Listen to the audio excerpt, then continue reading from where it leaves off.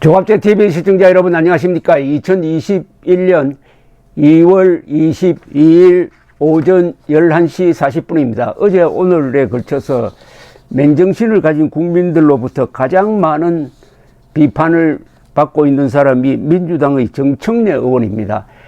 유승민 전 의원이 문재인 대통령이 솔선해서 먼저 아스트라제네카 접종을 하고 국민들을 안심시켜라는 극히 상식적인 이야기를 했는데, 이걸 망언을 했다고 하면서 그보다 훨씬 더 심한 망언을 쏟아냈습니다.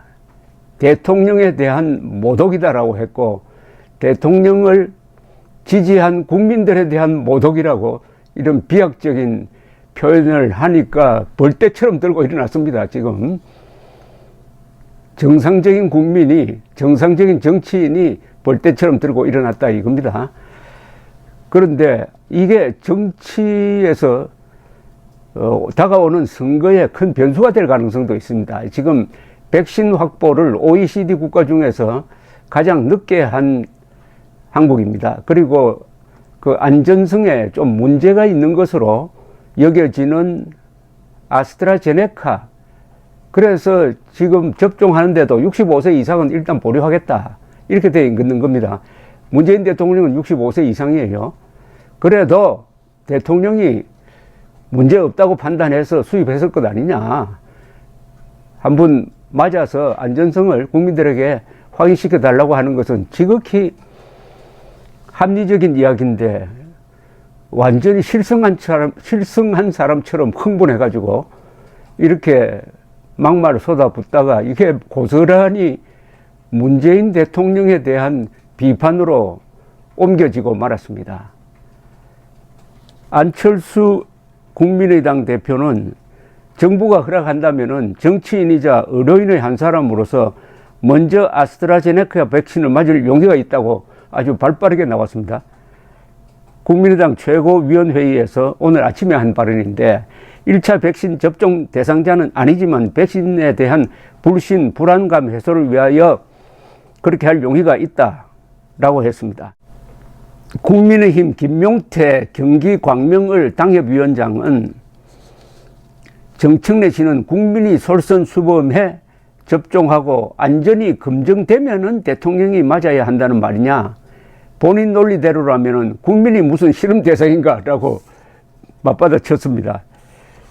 조선일보 사설도 똑같네요. 대통령은 실험 대상 아니라는데 그러면 국민은 뭔가, 이런 내용입니다.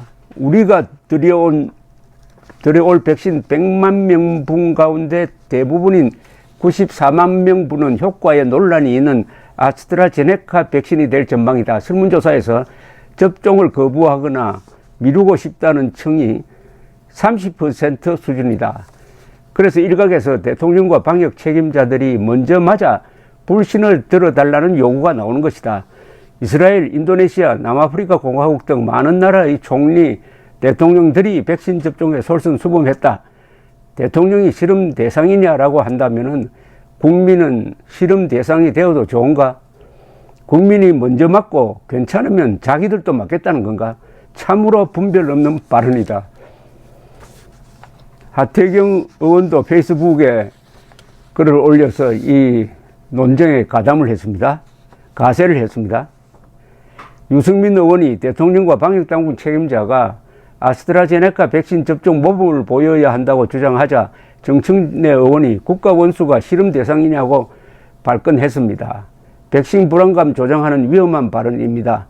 정 의원 발언 듣고 누가 아스트라제네카 백신 맞으려 하겠습니까?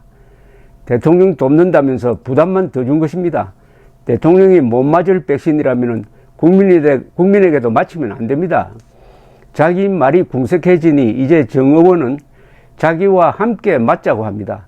아스트라제네카는 65세 이상 노인에게 리스크가 있다는 건데, 아직 50대인 정 의원은 그 사실도 모르는 모양입니다. 우리나라 상반기 접종 물량의 상당 부분을 차지하는 아스트라제네카 백신은 전 세계적으로 효용성에 대한 우려가 있습니다. 이런 상황에서 국민들이 코로나19 백신에 대한 믿음을 갖게 하는 것은 대통령과 방역당국 책임자들의 당연한 책무입니다. 전 세계 수많은 나라 지도자들이 백신에 대한 불안감을 해소하기 위해 실시간 중계까지 하며 접종의 모범을 보이고 있습니다. 그런데 정 의원과 민주당은 모범을 보이라는 의견에 대해 대통령은 실험 대상이 아니라는 엉뚱한 주장을 하고 있습니다. 그럼 아스트라제네카 백신 접종하는 국민은 조선시대 김이상공이라도 되는 겁니까? 정 의원과 민주당은 더 이상 백신에 대한 불안감을 조성해서는 안 됩니다. 김이상공은 독이 들었는지 안 들었는지 그 음식을 먼저 맛보고 임금님한테 바치는 역할을 하는 사람을 가리킵니다. 여러 가지 지적이 한꺼번에 나왔네요. 첫째, 아스트라제네카 백신이 불안하다는 것을 정정래 의원이 공인하고 말았습니다. 왜냐? 대통령이 먼저 맞아서는 안 될 정도로 불안하다. 두 번째, 그렇다면은 국민들에게는 왜 맞으라고 하느냐? 대통령이 비겁하다. 이렇게 되는 거죠. 대통령이 맞을 자신이 없는데 국민들에게 맞히는 것은 국민들이 먼저 맞아보고 그 부작용이 있는지 없는지 확인한 다음에 맞겠다. 한 두 발, 세 발 뒤로 물러섰다는 거죠. 그런데 외국 대통령, 총리들은 바이든, 네타냐후 같은 사람들은 앞장서 가지고 맞는 모범을 보이고 있다. 근데 문재인 대통령 뭐냐 이거? 제왕적 대통령이냐? 아니면 이렇다면 진짜 왕이라는 거죠. 제왕적 대통령이냐? 아니면 그 더 위에 있는 황제, 제황적 대통령이냐? 하는 이야기가 쏟아져 나오도록 한 것은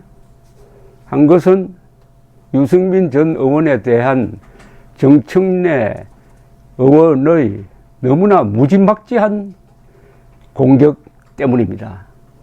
유승민 전 의원의 합리적 발언을 망언이라고 그랬어요. 그리고 어떻게 감히 대통령을 이렇게 나오는 겁니다. 어떻게 감히 대통령에게 이런 이야기를 할 수가 있느냐. 무엄하다 이런 취지죠. 무엄하다, 무엄하다. 완전히 정청래의 마음속에는 문재인 대통령이 조선시대 왕으로 자리 잡고 있어가지고 다른 사람이 그 왕을 비판하면은 화가 나는 사람이 모양입니다. 화가 나는. 이 정청래, 이재명 하면은 머리에 딱 떠오르는 무슨 말 하나가 있죠. 막말이죠. 막말을 한자로 쓰면 그게 망언이 됩니다.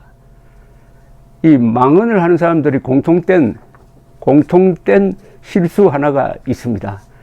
이 용어를 극단적으로 씁니다. 극단적으로 쓰는 거예요. 그러니까 정청래 의원이 합리적으로 유승민 전 의원을 비판할 수도 있었습니다. 그러면은 이런 반작용이 생기지 않는 거죠. 이 막말, 정치적 용어에서 막말을 한다는 것은 권투할 때 가드를 내리고 스트레이트를 때리는 겁니다. 스트레이트를 때려가지고 헛방 치면은 상대방이 카운터 블로우가 들어오는데 그 카운터 블로우를 막을 만한 가이드를 내려놓은 상태에서 하면은 바로 KO 돼 버립니다. 정청래 의원이 그런 카운터 블로우를 맞고 지금 KO 되고 말았습니다. 또 다음에 가만히 있을 사람이 아닌데 요 다음에 또 무슨 억지를 가지고 나올지 모르겠는데 그 결과는 뻔합니다. 늪에 한번 빠져서 가만히 있으면은 좀 천천히 깔아앉죠. 그러는 사이에 구조 로프를 던지면은 사는데 나오려고 허우적거리면은 점점 더 밑으로 내려갑니다. 정청래의 다음 수가 기다려집니다. 감사합니다.